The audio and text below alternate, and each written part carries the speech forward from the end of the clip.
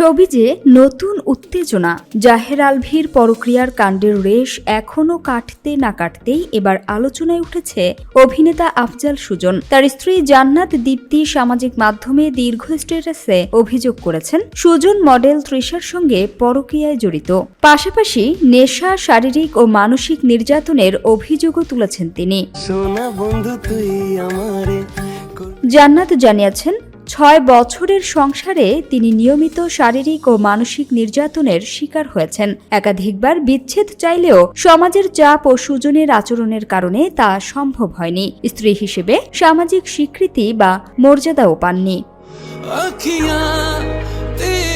Social মিডিয়ায় ফাঁস হওয়া স্ক্রিনশট ও আপত্তিকর ছবিতে সুজনকে তৃষার সঙ্গে পরকীয়ায় যুক্ত দেখানো হয়েছে। জান্নাত নিজের শরীরে আঘাতের চিহ্ন দেখিয়ে প্রশ্ন তুলেছেন, একজন জালিমকে ছেড়ে শান্তিতে বাঁচা কি অপরাধ?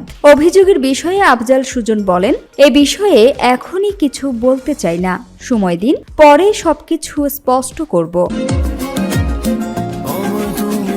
মডেল তৃষা অভিযোগ অস্বীকার করেছেন। তিনি বলেন, স্ক্রিনশট ভুয়া এবং তার জিমের পুরনো ছবি ব্যবহার করে বিভ্রান্তি সৃষ্টি করা হয়েছে। তৃষা আরও জানিয়েছেন 2020-21 সালে সুজনের সঙ্গে পেশাদার সম্পর্ক ছিল, এরপর আর কোনো যোগাযোগ হয়নি, তাই লিভ ইন করা অসম্ভব। দ্রুতই তিনি আইনি ব্যবস্থা নেবেন।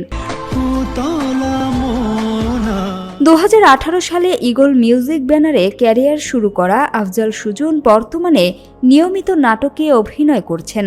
স্ত্রীর অভিযোগ প্রকাশের পর সমালোচনার মুখে পড়েছেন তিনি। সামিয়া সুলতানা, ঢাকা ওয়াচ।